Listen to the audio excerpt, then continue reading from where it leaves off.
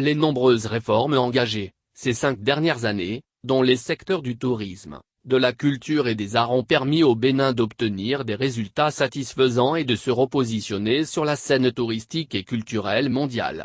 Des acquis qu'a présenté Jean-Michel Abimbola, ministre du Tourisme, de la Culture et des Arts, à la diaspora béninoise, dimanche 21 mars dernier par visioconférence. En ce qui concerne le secteur dont j'ai la charge, il s'agissait de faire du tourisme une filière de développement économique, créatrice de richesses et d'emplois et de faire de la culture et des arts un levier de développement du tourisme. Durant ces 5 ans, nous avons posé un certain nombre d'actions qui vont principalement structurer et requalifier l'offre culturelle.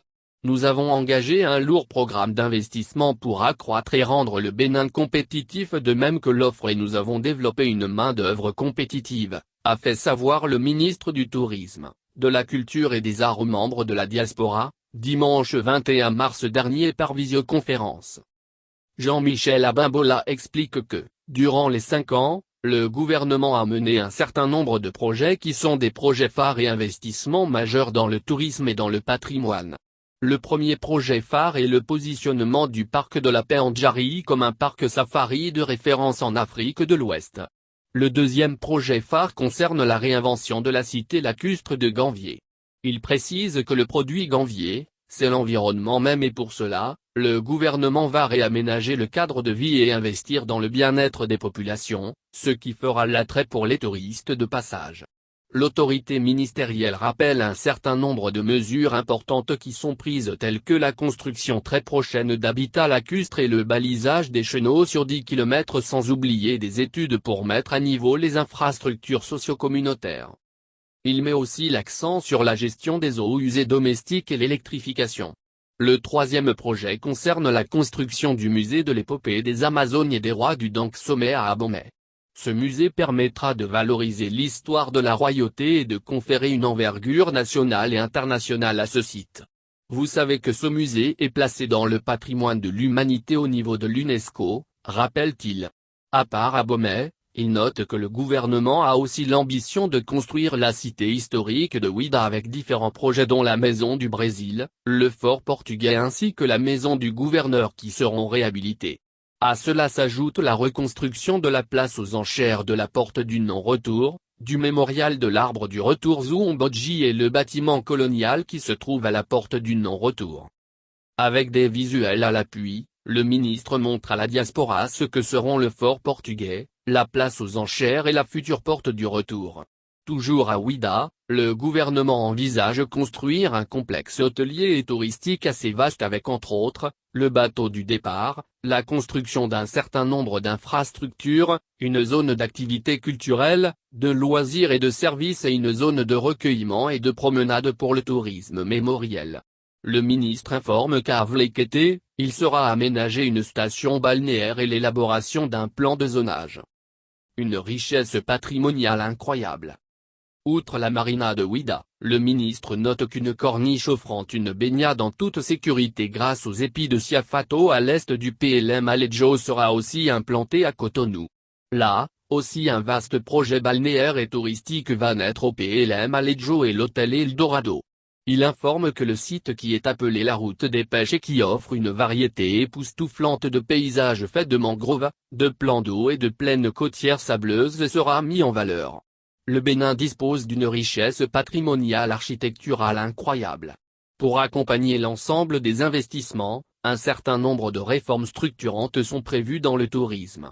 Jean-Michel Abimbola explique que le gouvernement va aligner le cadre opérationnel du secteur touristique béninois sur les standards internationaux. Il est prévu aussi la modernisation des statistiques touristiques et la mise en place d'un compte satellite du tourisme pour pouvoir mieux s'orienter de même que le renforcement des capacités des acteurs du secteur du tourisme. 54 guides professionnels seront sélectionnés et vont bénéficier d'un renforcement de capacité afin que le discours et le produit vendu soient les mêmes. Si vous avez les plus beaux sites touristiques et que vous n'avez pas des professionnels pour accompagner, si vous avez les plus beaux musées et que vous n'avez pas la médiation culturelle, tout cela est vain, fait-il savoir. Culture et art. Dans ces deux domaines, le ministre indique que les objectifs fixés depuis 5 ans permettent de mettre en place une réelle politique de soutien aux vocations et aux talents artistiques. Il indique que le gouvernement travaille à développer des industries culturelles et créatives. Il précise que durant les 5 ans, un certain nombre d'actions ont été posées.